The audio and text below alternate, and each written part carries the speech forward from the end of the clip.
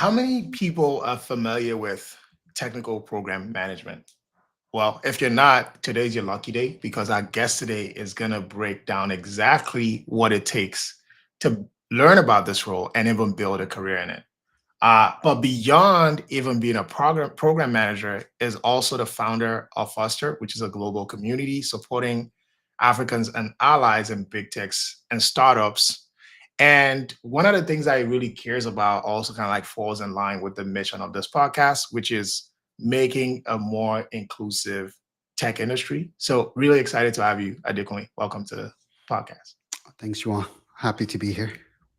Absolutely. So one of the things that really caught my eye, looking at your profile, first of all, of course, is just your tenure, right? Um, in the industry. But going all the way back, you actually got, a diploma in building construction technology. How did that translate into tech? That's interesting. No, thank you so much. This is fun on a Thursday.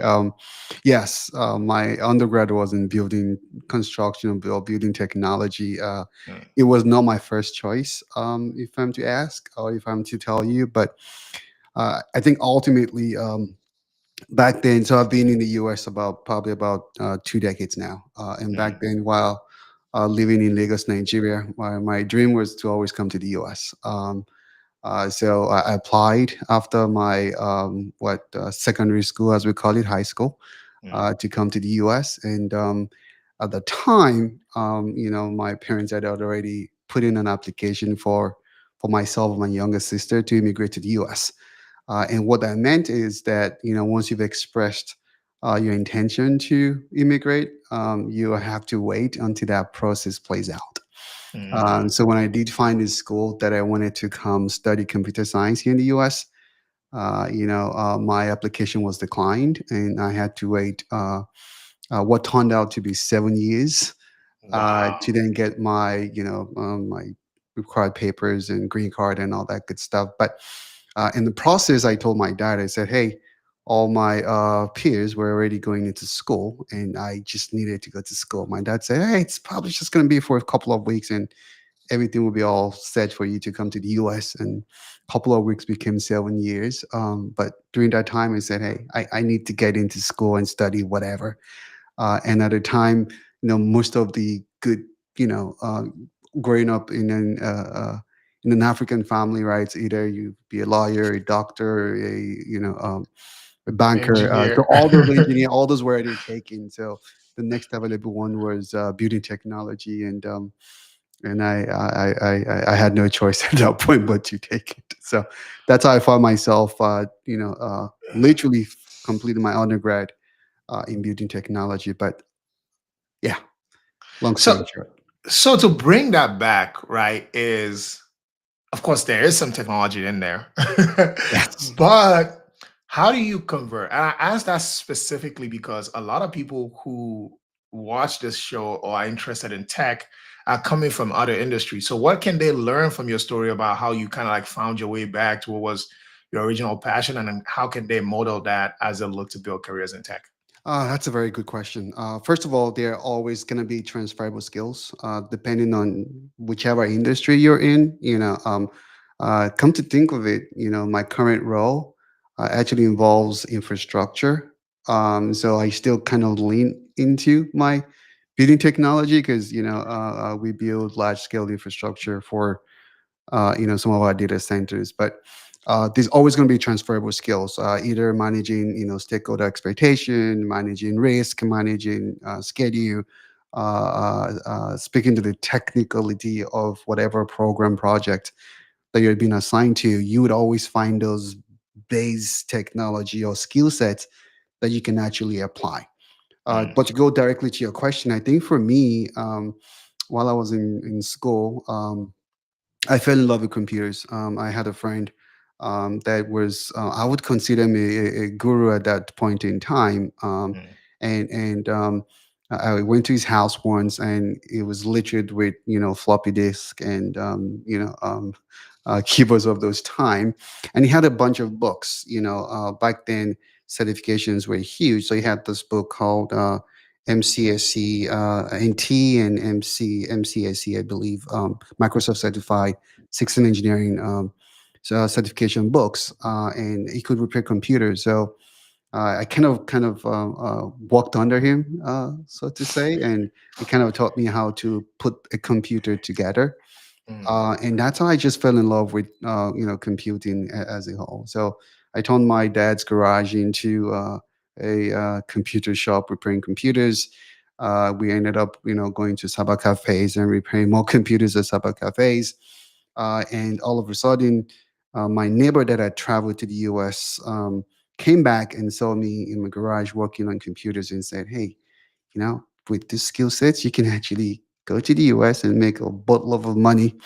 And for me, that was the inspiration, the fact that, I could actually turn this into something more tangible for myself. mm. And the rest is history, which hopefully we would cover. But, that's how I kind of fell into computing. And while I was in school studying building technology, my passion was in computer. I was doing certifications along the way. Something that you touch on that's interesting is kind of like this paradigm between, tech then and tech now. Um, in a sense, I've had another guest who also learned from books at the library and things like that. And in a sense, you almost look at it that that's so inaccessible and so difficult. But there's also this flip side, the fact that the only way then was to really get your hands dirty, and the concepts was much closer to you, because now I can imagine watching a course and learning about server side this or container that or this and that. It's not as easy to grasp as looking at something in front of you and somebody saying, so what is this? What does he do? Where does he go? Hey, What if I Bryce. flip it this way? Right? What is your thought about that? Of course, as someone who's sitting then and sitting now. I think that's spot on. Back then, let's not forget, right? This was probably 27 years ago. We had our own unique challenges. Back then, uh, we would read something in the books, and we would not ideally could not apply everything we read. Especially when it came to me going deeper into networking, Mm, which became my second love. So I mm, quickly, when I figured out that, okay, yes, in the world of systems engineering and computers and all that good stuff, computers learn to talk to one another. And, mm, and I was fascinated by how computer A could talk to computer B, and that's kind of what started my journey into network engineering. So, mm, so for me, I went deep down into network engineering, but the equipments were pretty expensive, right? mm. Literally, you then Cisco routers were selling for, I don't know, $3,000, $5,000 a Wow. pop, right? I could not afford that, and the network simulations, or it seems as they called them back then, weren't as robust, so Mm, and then we had all that infrastructure issue, mm. power, electricity, and all that good stuff. So sometimes I was writing commands on a sheet of paper uh, for many, many, many, many weeks. But yes, while we had access to a few components such as the computers themselves, Mm, the deeper we went, the more I realized that it was mostly theory, to be honest with mm, you. And then over time, I got the opportunity to work for companies where I could then, touch the equipment. Now, compared to what we have now, there's lots of accessibility, a lot of that. There's obviously access to way more information, and if you combine, just that ease of accessibility to either, the knowledge base of what you need, and the hardware or the devices to make that happen. Honestly, I think folks are pretty lucky these days, compared to what we had 27 years ago. That is absolutely true. I was watching a video this week about just a 1 hour YouTube video that was breaking down system design from networking to this and that by Free Code Camp. And I'm like, how lucky are we to live in this era? Like, to just have someone break all of that down. And it's interesting because like I'm very not very technical, right? So I'm just getting into that space, and I've been doing a bit of like data here, a bit of cloud, a bit of everything. So watching that video really brought everything together for me in something that I already know, but in a different way. So to your point, I think is a really invaluable asset. And maybe that goes to the question. If imagine you were starting over today, right? How would you go about trying to relearn everything that you already know? Yeah. Interesting. A couple of things. I think number one is mentorship. Pretty much understanding what I have passion for, and trying to find resources that can actually guide me. Because hey, the field is so expensive now, expansive rather. Now that it's what there's cybersecurity, there's AI, there's software engineering, right? For me, understanding, okay, what exactly do I have passion for, and where are those resources in terms of mentorship that I can just kind of just provide pointers, right? Just high level, what's this role about, and see if that aligns with what I'm passionate about, or frankly what I have the capability or interest for, right? So I think for me that's going to be number one.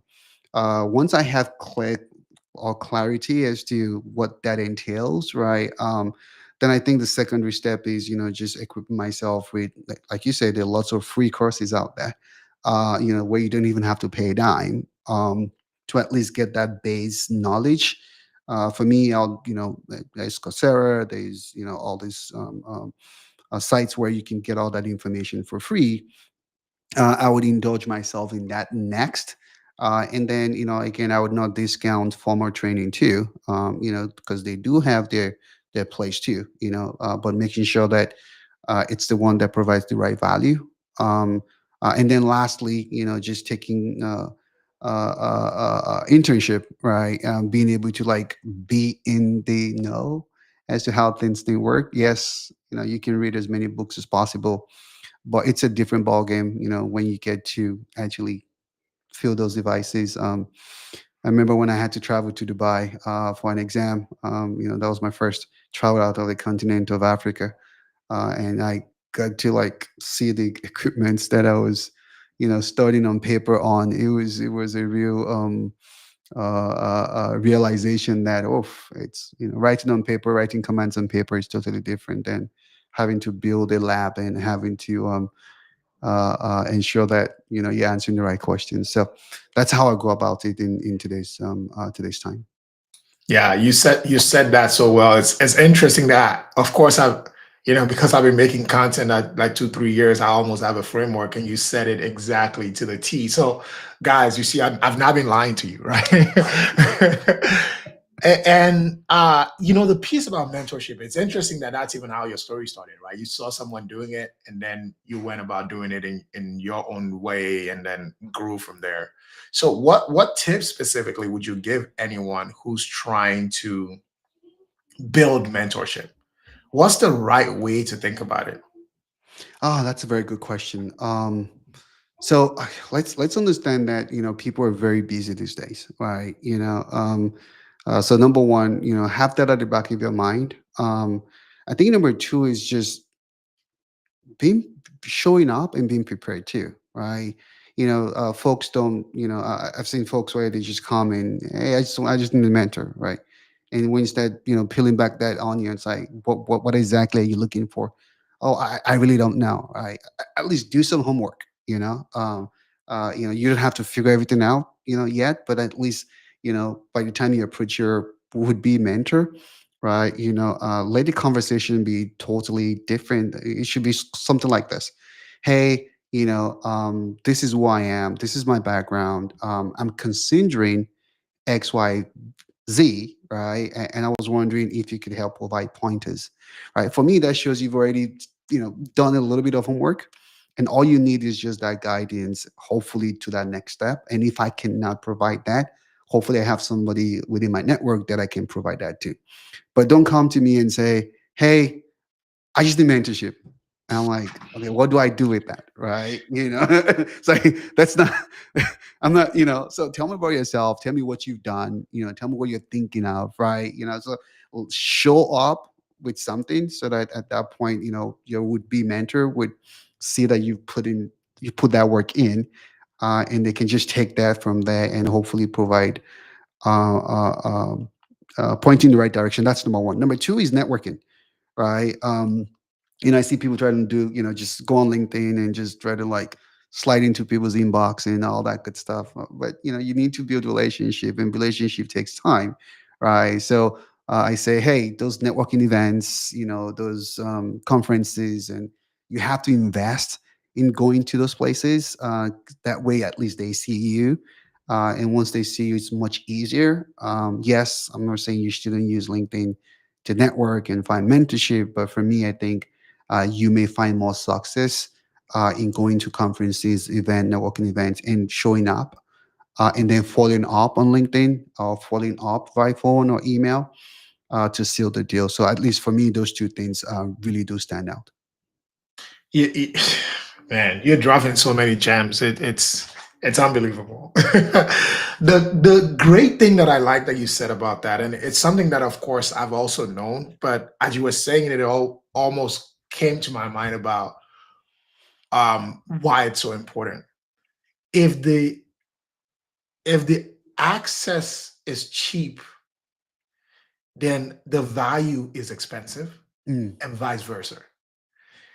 If you go to a Lamborghini shop and you and someone else are talking to the salespeople, you're most likely you're more likely to close a deal with that person than if you met at a place where it costs nothing to be there. It's yeah. the same concept. And like anybody can message anybody on LinkedIn. What value is really that request? But if you show up to a meetup, you show up to a place where it's costed you maybe a ticket, maybe a flight, a hotel, it just puts you in a different in a different perspective, right? To where you've made that investment. And you're absolutely right. I think you touched on many things that I want to tie together. People are extremely busy, Yep. which means their time is very expensive, which means they don't want their time wasted. So if that trifecta comes together, it's like, and now you now put zero clarity, right? It's like, oh, I'm reaching out because I've seen an intro message to someone on LinkedIn that still add person's name and bracket. Oh, Like, wow. if you're not even gonna care enough, why should I? Like, why should the person you're reaching out to?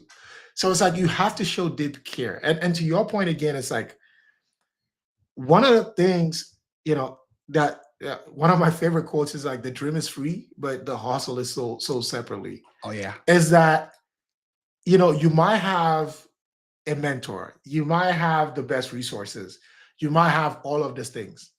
But you know what bits that out every single time? Grind, hustle. Yeah. In fact, you could do all of these things in tech without any formal learning, any mentorship, any of that if you just grind. The difference is you have to grind harder than somebody who does, right? But grind alone can open 90% of the door, which goes back to how do you show that grind to the person you want to work with? So if you're reaching out to Adekunle, for example, have you done all the stuff on networking to say, hey, by the way, I'm thinking about this certification versus that certification. Correct. What do you think? Because now you're not just asking for help, you're almost having an intellectual conversation to where he's like, bet, yeah, I'm getting in the game. I'm having this conversation. But if you say, oh, I don't want to, I didn't even do any work. How Oh, about you you want do all the work come for do me? all the work for me, right? Come do all the work for me, and I don't want to pay you a dime, right? No, no, I think you're spot on, and let me add to that.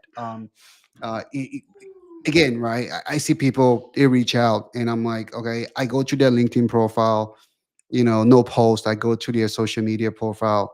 It's like just cricket. I'm like, okay, there's something called personal branding, right? And even if you don't have access, again, not everybody might be privileged enough to be able to find themselves in those conferences or to be able to find themselves in that environment where those mentors are, right? But you're on LinkedIn, right?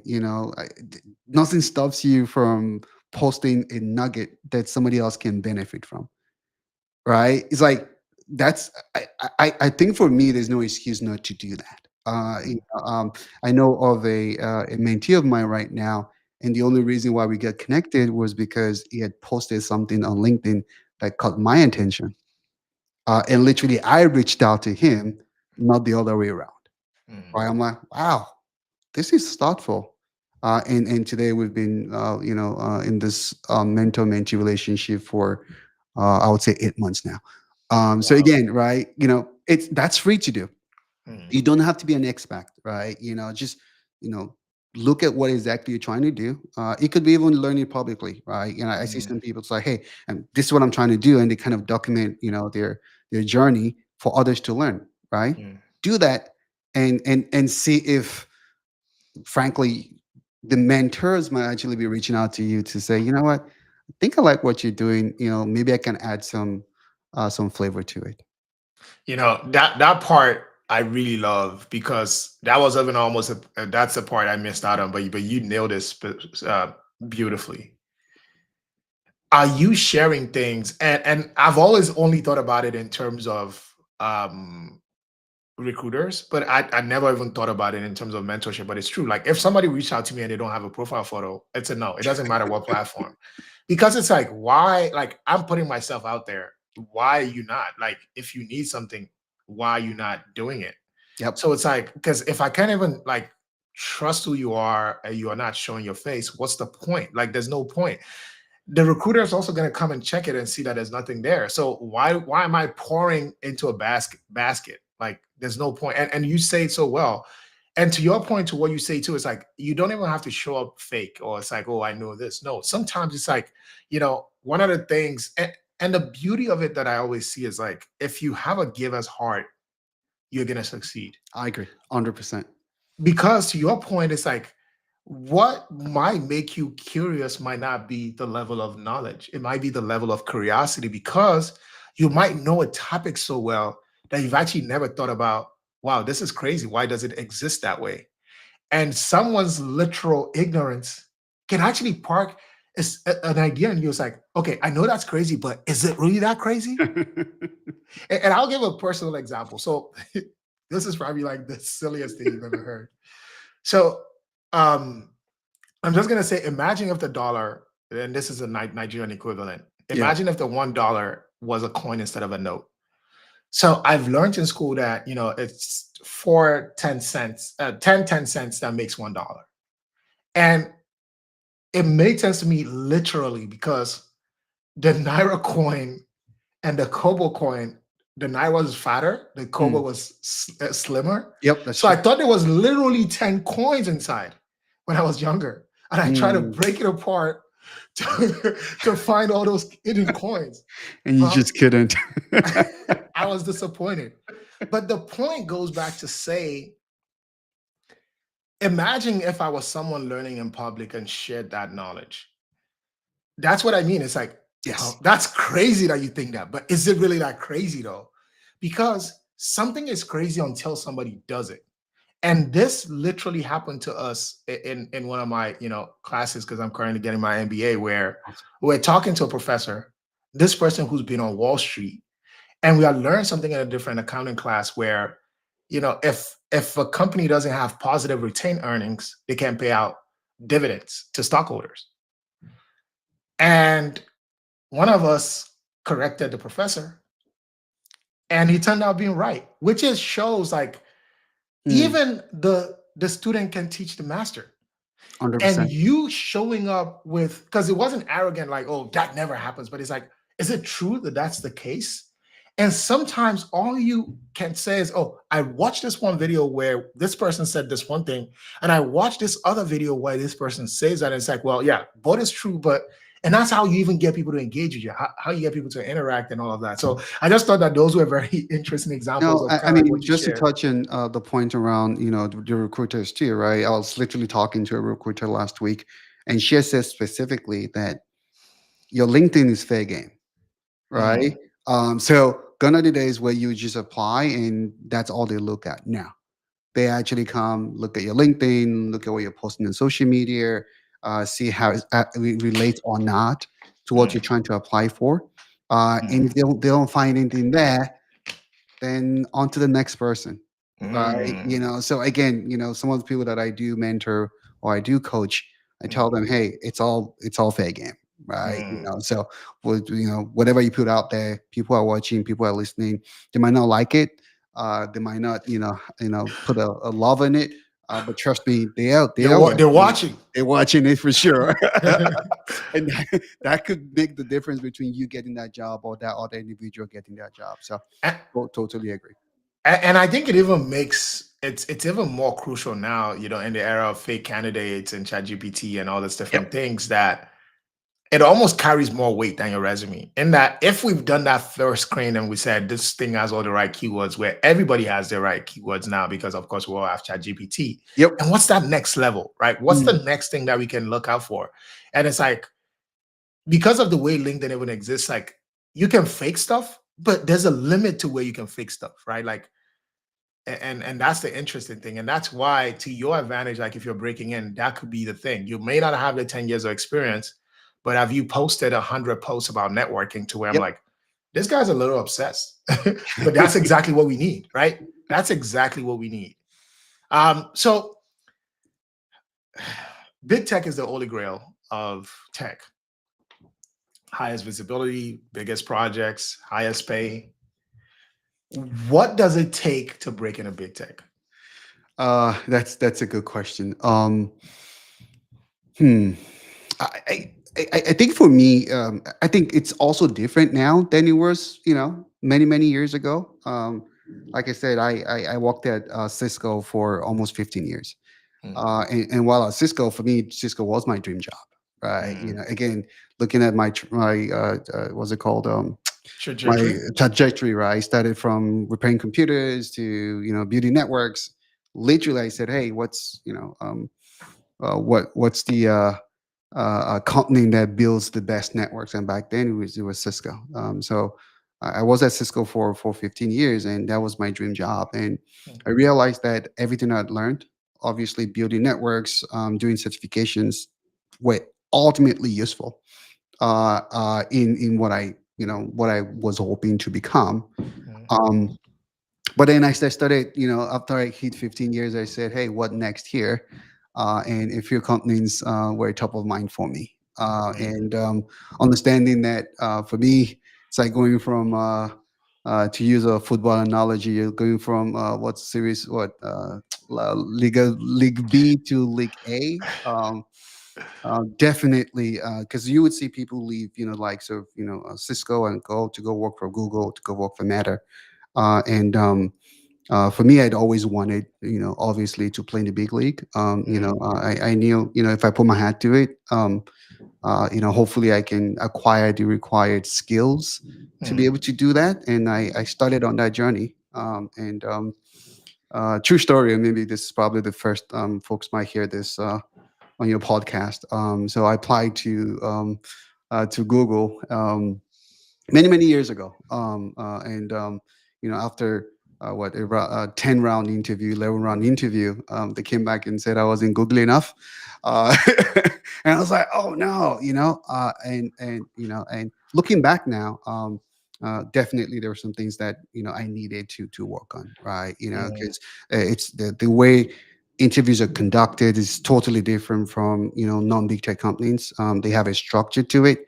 You go through, definitely the phone screen, you go through the loop, and then eventually, if you make it past the loop, it still has to go through some internal decision process, in which then an offer may or may not be extended to you.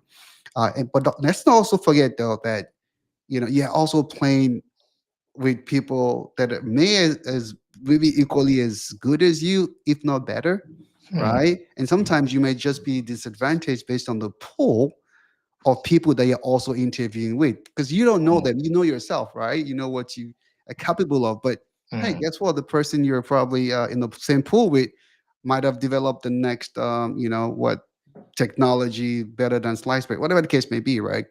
Um, so for me, it required, just digging deep into your past experiences, mm, right? It required understanding the kind of signals that they're looking for. It requires mentorship too, at some mm, point, and it's also a journey and a process too. So, bottom line, 2026, 2016, I did not get the opportunity, even though they flew me to California for the interview. I came back without an offer. And then back in 2019, I got a call that says, "Hey, we think you should try again." I was like, "Are you sure? Remember, just 3 years ago, you guys, flew me over and did not, give me that offer. You sure?" It's like, "Yeah. It's a different position. I know." Anyways, cut the long story short, yet another round of what 9, 10 interviews. And they came back and said no. Um, so that's about what 21 or so interviews in total. And I was like, well, what exactly am I doing wrong? Right. And I was fortunate enough to meet a recruiter that kind of worked with me and kind of revamped my resume. Even though personally, I did not think it was a resume problem, I felt it was more of a how I was communicating my skill set to the team. But he was kind enough to just help me take my resume from what it was. And at that point, I looked at my resume; it was looking very, very nice. This was pre-Chat GPT, right? Where you had to manually, edit your resume. And the guy said, "Hey, listen, just scrap the last 20 years, 27 years of your experience. Just what have you done in the last 3 years? Let's focus on that." Literally, Mm, he said, "Just ignore the last whatever, last 2, 3 years. What have you done?" mm. And armed with that resume, I said, "Hey, what are the other companies that I've always wanted to work for?" And Meta was one of them, and I did apply, and the process was just as flawless as it could be.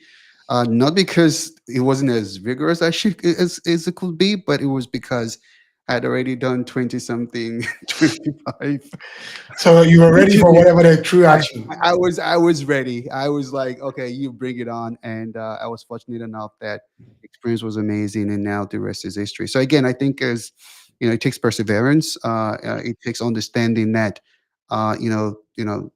it's not you're competing with in most cases the best of the best, and you have to show that you have what it takes. And if you're up for that challenge, you don't stop. Even when the cards may be stacked against you. I think ultimately you might be successful. It's interesting that you say that because I almost feel like getting a job is actually the most harder job, right? Because, from companies like Microsoft, I think they get like 2 million applications every year Oh and they yes. hire maybe less than, let's say anywhere from 1,000 to 5,000, right? Yeah. Like, so extremely competitive. But people who work in those companies hardly ever get fired, right? So even, and of course, not everybody's an A player and everybody's a rock star, but it just means that like many of those companies have support and things like that in place that ensure that people don't fall through the cracks.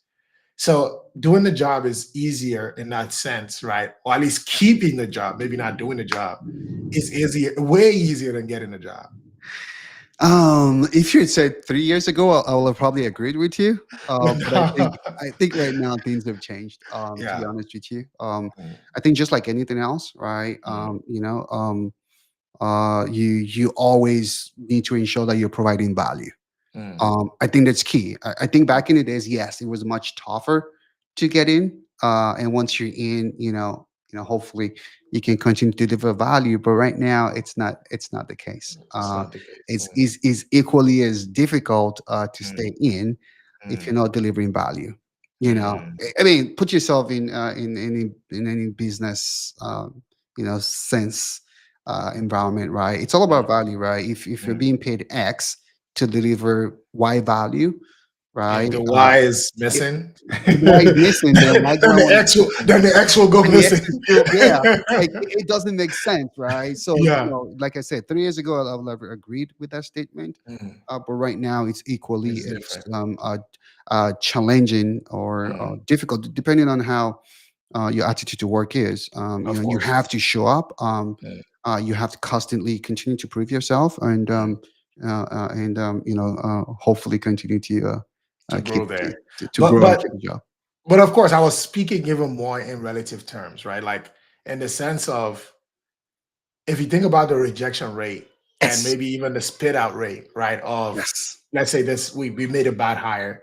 And that's I imagine that's why even the hiring process is so rigorous, Correct. right? So because I say that to set people up just for the expectation. Like a lot of the time, the level of difficulty you face in the interview process, because the process itself is designed to say no more than it's designed to say yes. 100%. So if you can win there, you can almost win anywhere, right? Like if you get it, because of course you didn't want to get through, because if you count it, it's all together, right? Like you had 21 plus however long it took to get this one. So who Nine. wants to go through that and then say, you know what? I'm on autopilot. Like nobody, because you knew what Yes. it takes to. I imagine the process is designed to be that difficult, just so that when you get it, you know exactly what you got.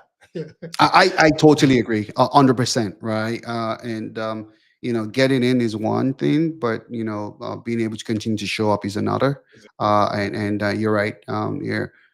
Like I said, it's like it's like Serie A, right? You want to play in the Yep, big league. yep. You have to show us Have the that you skills. have what it takes. And to be honest, I think most people do have what it takes. Mm, They just need to be able to understand what the signals that had been you know um, that people look for, mm, and hopefully with those signals you can kind of say, okay, yeah, okay, this is how this question should be answered. This mm, is what I should tap into, mm, tell the story, say specifically what you did, mm, not no we or no our no no no no it's about you. What did you do, and how did what you did do or contribute to XYZ impact, and how did you measure those impacts? Like that's what they're looking for, frankly. It took me 20 something plus interviews to realize that. But again, even getting my job at Cisco too wasn't that easy. I mean, I just skipped that part because it took almost 80 interviews wow. to ultimately get my position at Cisco. I just decided to fast forward to what I do now. To the But latest one. uh, yes, but yeah, the rest is history now. So if we go back, because I think you bring up a lot of good points that I like, is one, of course, having a strong, solid resume that really calls out your skill really well is Yes, important. Even if you think you got a good one, you should try to get a better one. I agree. The second thing that you kind of like talked about that I like is preparing for that level, that specific level, right? Good enough is not good enough, if that makes sense. Ooh, to me, son, I'm gonna show that. Understand the signals that people are looking for. I like Yep. that. Yeah, that was the thing. So going back to that then, and I think you've touched on some of that a little bit. Of course, I want to caveat that by saying, like, I don't even typically ask or at least tell people who are even like career switchers to go for big tech, because I think you want to kind of like get your feet wet in a place that gives you less, that has less expectation of you before you can like make that big jump. But let's say someone is brave enough and wants to do it, or they've already had that taste and they're looking for the next thing. What else, aside from, I think you gave a really good one that I like. It's like, how do you quantify your experience? How do you contextualize it? What are some of the things that turns like good to great? That's interesting. Well, again, understanding that even the interview process too, you're dealing with humans, and humans have emotions, right? Let's not discount that, right? Yes, Mm, even though the system is designed to filter emotions out of it, but we're humans after all, right? So for me, understanding that is key. Number two is speaking to what the requirement of that position is looking for, mm, right? So, mm, yes, you might have 10 years of experience, 20 years of experience, but how does that help this particular position? How does that mm, help you to get this particular position, right? mm, So, again, really, really understanding, okay, what are they looking for? mm, And what aspect of my skill set do I want to pull in, to Temisa's point, in terms of signal, do I want to show? Like typically, in a TPM position, they might say, hey, select a project or a program that you've worked on, and then they kind of walk us through this, and then they throw a bunch of questions at you, right? Right. Going into the call or into that meeting or interview, you need to have at least one or two, three programs or portfolio programs in mind, right? You need to understand exactly, okay, this is basic TPM stuff, right? How did you, develop the program charter? How did you manage stakeholder expectation? How did you manage risk? How did you influence, your stakeholders? Those are like table stakes questions, right? You need to be able to say that concisely, but then you can sound scripted too, right? Because I see people come for interviews and it feels like they're reading off of a script, right? I'm like, are you sure? It's like, can you stand up? No, I'm just kidding. But again, my point is that, right, it has to roll freely, where you become believable, and then ending the conversation always ends strong, because that's the last part that people recall, right? So I say start strong, and make sure you finish strong. And as you know, the typical interview would go where they would introduce themselves, you would introduce yourself, right? Then they go and pepper you with a bunch of questions, right? And then towards the last 5 minutes, they would say, "Hey, do you have any questions or comments for me?" For me, oh man, that's what I love, right? Because Hmm. I'm like, this 5 minute, right, is my time to shine, right? Because that's the last 5 minutes that they go out with forming an opinion of how the entire process went, and that's what they're going to write down in the feedback too. So I say, do not ever waste the last 5 minutes. That's gold. Give me some of the cheat codes for your last 5 minutes. That's a good one. So for me, because I know that people would typically ask just basic questions, right? Tell me more about this role, or what does success look like in this role, right? It's like, that's so cliche. Like, let's, right? They hear that a lot, right? For me, I try to appeal to that human side, right? In fact, there was an interview I did once, and I recall vividly well, right? I did not ask all those, plain vanilla question. I said, I'm going to ask you a couple of rapid fire questions, and do you mind indulging me in those questions? So yeah, sure, why not? And I said, chocolate or vanilla? I think she said chocolate. I said, iPhone or Apple? Said iPhone. I said, would you rather own 1% of $1 billion company, or would you own 100% of $100 million question? And she paused. And she said, hmm. And I said, and why? So before she could answer, I said, and why? And I kept that last question to myself because I knew she was going to say something. And she said, hmm, I think I'll probably prefer 1% of $1 billion company. And the reason why is because now I have other people also vested in making this company even more successful. So my 1% can actually grow in greater value than that $100 million question. I was like, good. I said, that's all I have. And I ended that conversation. Like the point was to be unforgettable. And it's actually interesting that you say that. And I've never really taken this theory, even though I had a friend who used something similar and got a job. So I'm trying to remember the question now. I think they had asked him something along the lines of, um, tell me maybe one time maybe that you came across some new information that helped you maybe grow at your job. And that's a typical, so Yep. at my company, we were looking at this tool or SaaS thing. It's crazy because I recommended the book to him. So there's a book by Adam Grant, I think, Okay. called Think Again. Awesome. And then it said, it's actually a book I read recently called Think Again. And then it played out the synopsis. So it talks about how people kind of like use mental models Mm. to just think through familiar problems and how that whole idea is flawed. Oh, And wow. then he brought it back to the interview to say, so that has completely flipped how he looks at issues. So again, he knows that he might not be super relevant, but he thinks that that kind of like makes him a more rounded human being, and he can be more successful as a result of just changing that mindset. I Got agree. the job. I totally agree. Again, remember, it's all about standing out, right? You're competing with the very, very best, right? So, what can you do? Again, without sounding cheesy, right? Yeah. This also assumes that you've also nailed the middle part of the interview, right? You can do all that, whatever towards the end without, like at some point, when you're doing good in interviews. Let's not. listen, I know, and I believe most people know, right? Yeah. Sometimes you feel like, oh yes, I'm killing it, I'm killing it, right? Um, and then you can then towards the end just go for the kill. Like that's my go for the kill. But if I know that I didn't really nail that in the middle, then I kind of just, I don't go for the ice cream. No, I just feel a little way too. But yes, you have to again start strong. Make sure you hold the middle, and then go for the kill.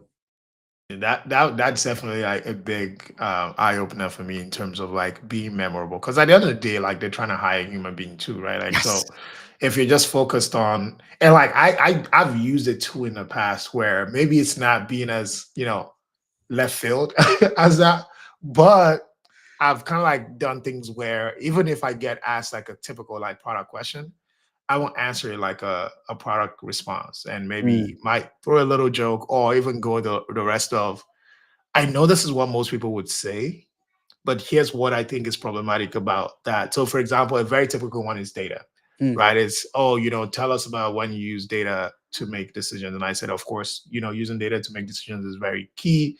This is why. But the problem that a lot of people face, which is true, by the way, I'm not making it up, is that data can tell you pretty much anything. yep. So I think that being a good product manager is actually being a tastemaker, right? Like, Mm, and I like to quote, Henry Ford, like if I'd asked people what they wanted, which is like I did the survey and pulled the data, they would have said they want faster horses. But again, I got to the root of it and figured out that what they want is faster transportation, not yes. horses. So then I brought out a car because I found a solution to an unstated problem, or I went beyond the response and really dug in, right? Which ties back into it. And that's not really something that, because this, I didn't find it from cheap ChatGPT or reading in a book. It's me, my own personal introspection about what really stands out like really great product managers. And it's things like that. So, I like that. I like that. And just to add to that too, sometimes I try to look for cues during interviews to see if I'm aligned with the yeah, interviewer. And my go-to word is "hope that answers your question." Right. I yeah. always in every response that I give with that, like, hope that Mm, answers your question. Because what that does is, if I did not hit the point, hopefully they would say, not quite. Um, do you mind, going back here. re-explaining this? Yep. And that gives me an opportunity to reframe my To do it question and my again. answers and all that good stuff. Right. So Mm. again, that's a nugget that I use a lot. I hope that's answered your question. And if I see that they're like, then I'm like, okay, then I give something else. But that does really work for me in the past. That's actually really great because, of course, that's happened to me before where sometimes you can get too excited about the question that you got asked and only pick the part that they're asking you specifically in that moment, but miss like the other. So, for example, if somebody says, how do you make product decisions with data? You might go into product decisions and completely leave data out, right? And a lot of times, like they might not live it because sometimes getting asked the same question second time can feel like fighting. In a job interview, it's already high stakes, so it does help if you kind of like bring it back and say, And what I also do that has worked for me a lot in the past is I try to always rephrase that question. Right. uh, That gives me that does two things. Number one, ensures that I think I heard what you said, right? Again, acknowledging that communication is two-way. And then number two, it gives me time for my brain to process what my answer is. So if you ask me, hey, Ade, how did you spend your day? I was like, oh, John, so if I heard you correctly, you're asking me how I spent my day, mm, right? In my mind, I'm already processing what my response would be, but that's just that 2, 3, 4, 5 seconds is what I need to yeah. be able to like put my thought together and hopefully give you a more well delivered answer. So yes, hope that answers your question. And it's interesting that you actually said that because I've been guilty of this. I know I can ramble a little bit, and sometimes like you kind of like have the concept of a thought that's not fully thought out, and there might be something that comes later. Now you ramble through it. You don't really follow your structure. The story gets lost, and that is actually one of the biggest things or disservices that we do to ourselves is what you might even be saying might sound completely correct, But if you're not following the framework, and I know we're talking about being rigid and not being rigid, which this is key, but if your answer is well ironed out. So, for example, you talked about the day, and I said, oh, you know what? My typical day is me going to work and this. So I said the context, and I said, but today, because I had a doctor's visit, that kind of like looked different. I woke up a little earlier than I would. I couldn't really go for my run and this and that. It's a much richer answer than saying, I woke up for a run, I went. Oh, usually like I wake up, you see what I'm saying? Like I'm taking you back and it's like, get me to the good spot, right? So sometimes giving yourself that 3 to 5 seconds help you like settle that answer. And the difference, literally for putting points, the difference between that first answer and that second one could be like 100 to like I 40. I totally agree, right? There's an okay answer, there's a good answer, and there's a great answer, and there's a I nailed it answer. And most Mm, times we know. We know the kind mm, of answers we provide right after we say, hey, hope that answers the question, or we move on to the next question. Uh, we know, right? And I think we have a question. oh yeah, yeah, we do. Yeah, let's Yeah, get that from Dan. should we put concrete details in your resume for project management or leave the details broad, general PM task if we're trying to get our foot in the door? I mean, for me, it's so competitive out there that you have to be as specific as to what impact you've delivered, Mm, right? Anybody can put generic stuff out there. It doesn't mm, help you.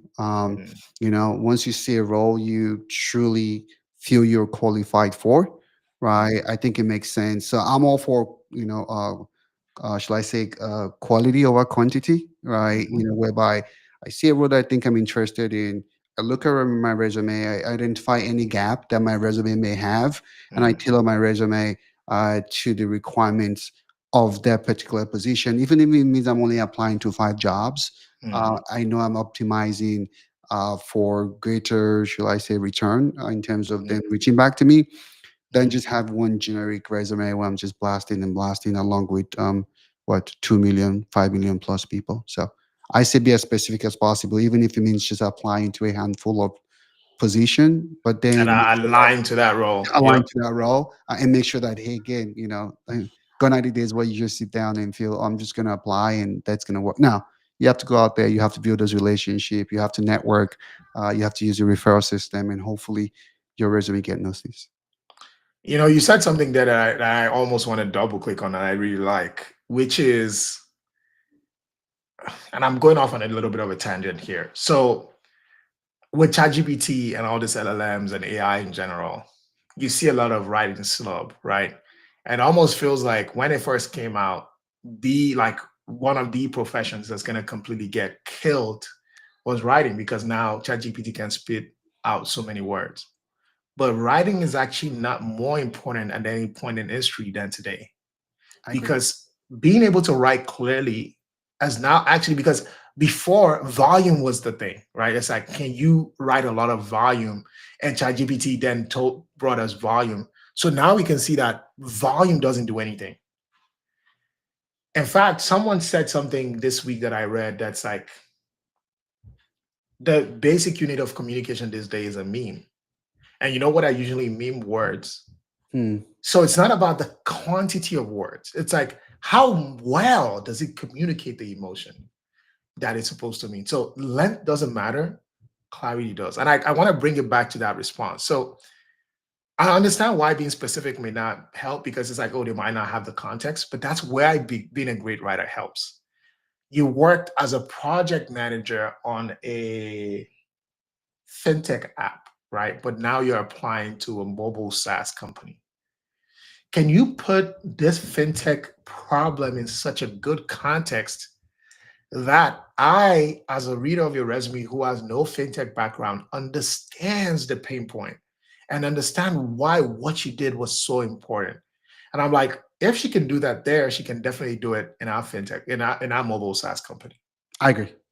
Totally agree, right? And you're right. Storytelling is now more crucial than it's ever been, right? Anybody can Mm, put whatever prompts in, ChatGPT and get, but you can smell AI in most of the contents out there. I mean, I use ChatGPT a lot every single day.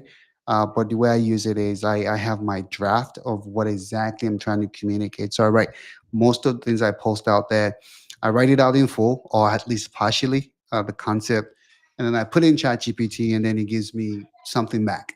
And I'm Mm, like, then I take that and I turn it back into mine, because I know it's gone through that process where it's no longer mine. I turn it back into mine, and I say, hey, proofread for any error or whatever the case may be, and then that becomes the final product, yep. right? So as much as possible, my thought process, my concept is still in there, as against just write me an article on this, and then you post that, and people can smell that. Yeah. You're welcome, Dime. So yeah, thank you. That was my next question about tailoring law. Yeah, yeah. And I think that's the good approach. That's the better approach because this is the part that a lot of people don't also understand, and I want you to maybe speak to it a little bit. Is that uh, people?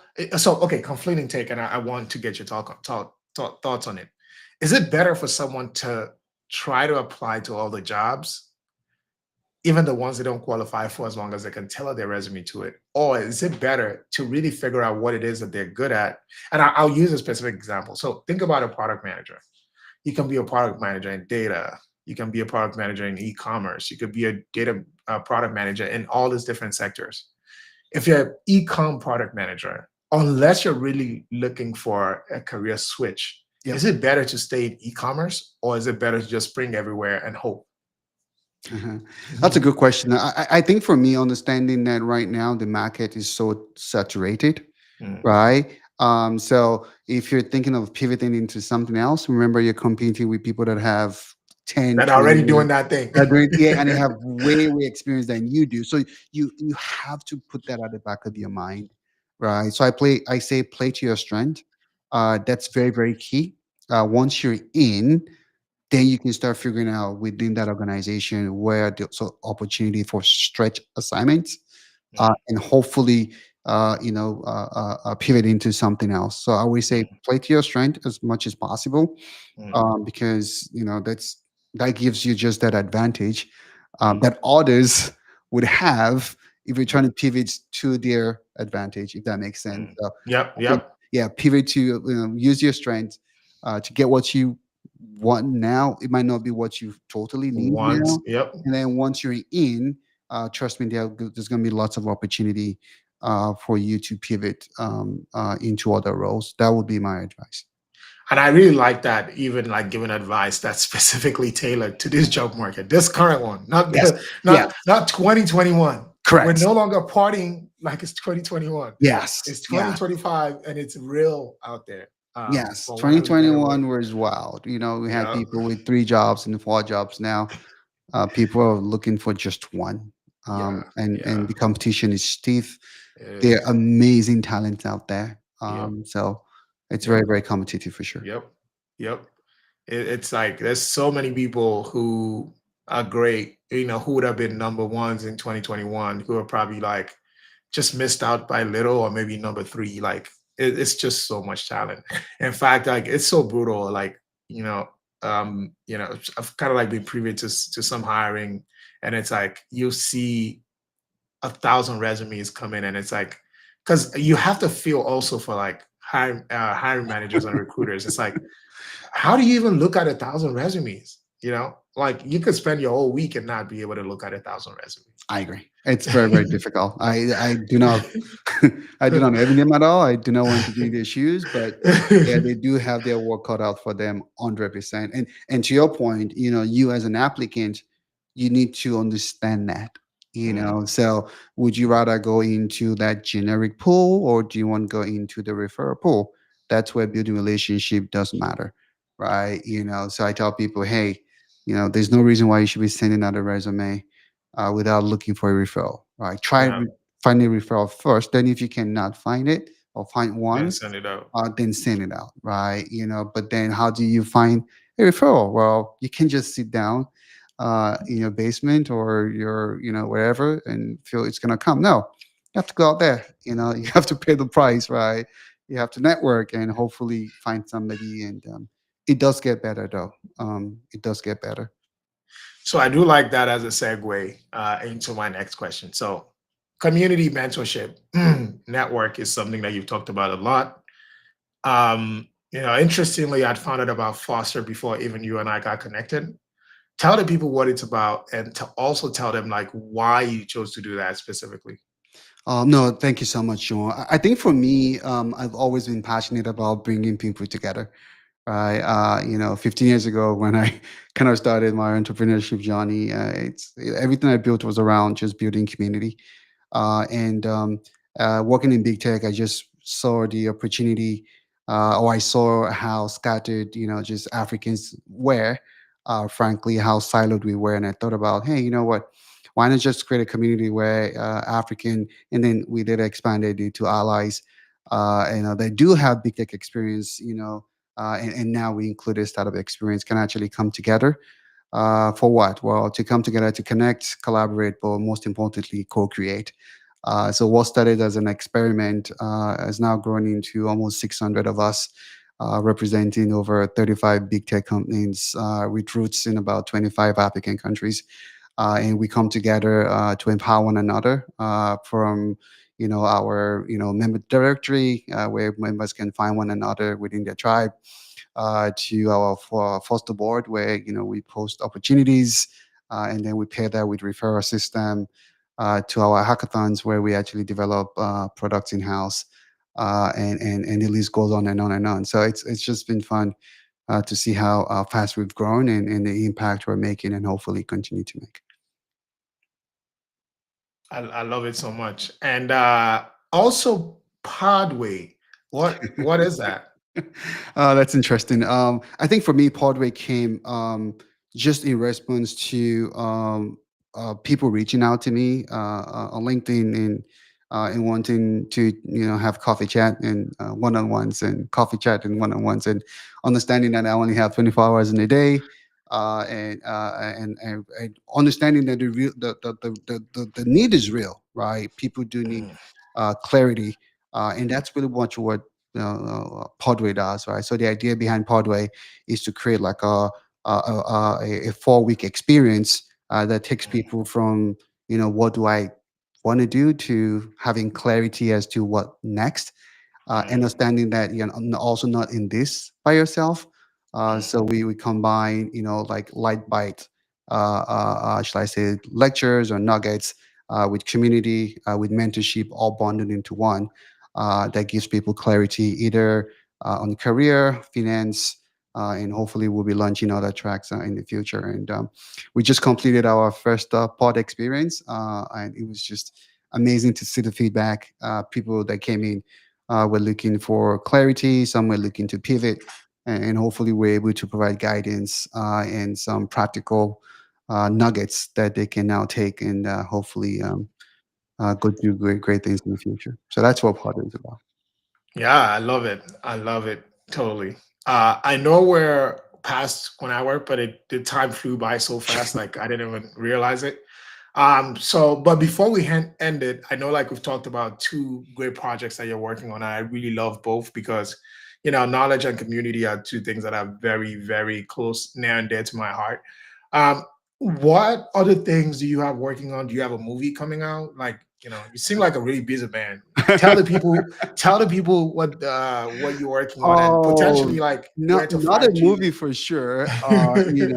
So we're actually co-creating a book together as part of the Foster Network. Literally, I just put it out there and I said, "Hey, one thing that has always been on my bucket list is to author a book."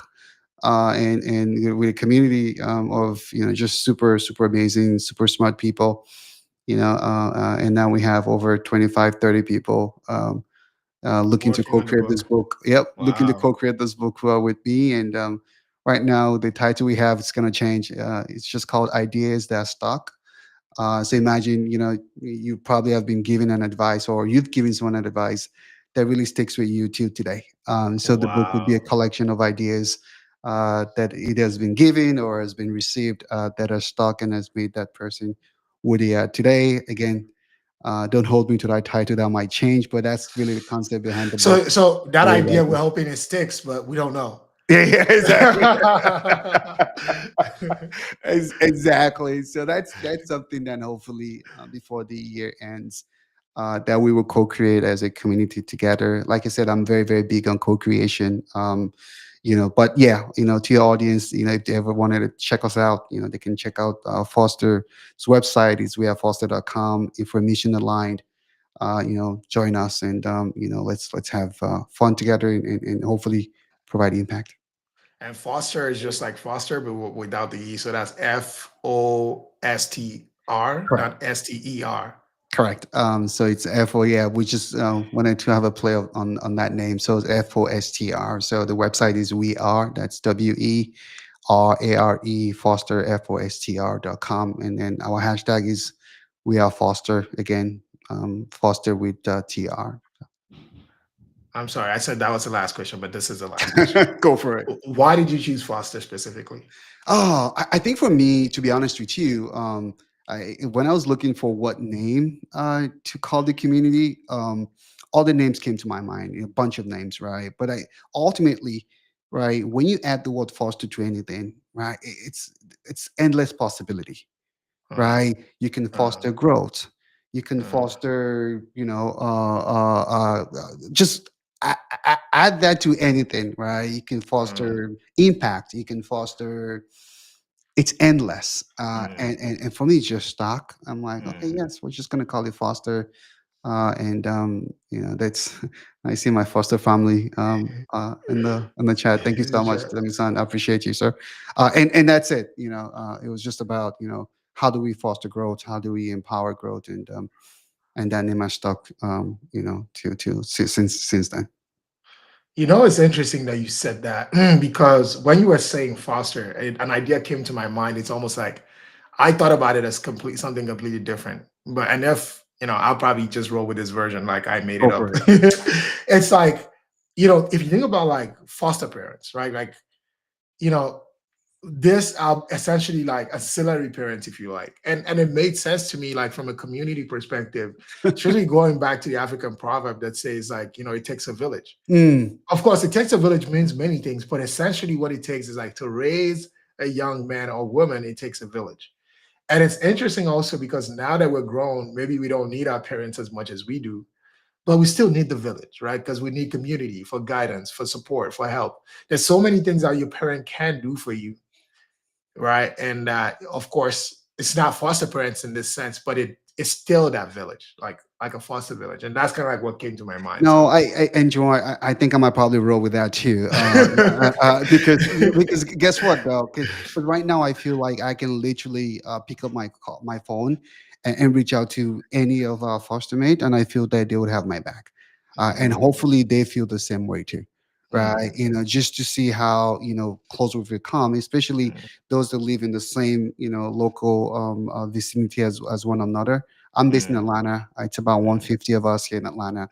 mm, In fact, I'm actually going for a birthday party of a first mate on Saturday. mm. And I get lots of invitations, and I get to talk to probably a foster mate every single day.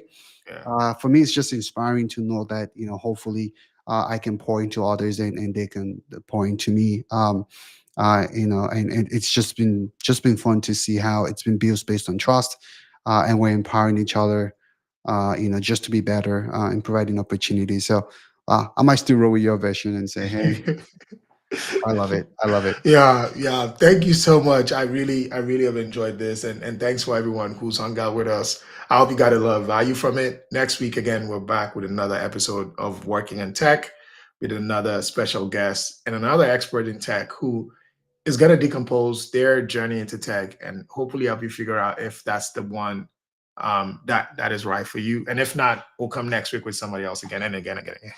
I think you guys get the point. But that's been the show for tonight. We'll see you guys.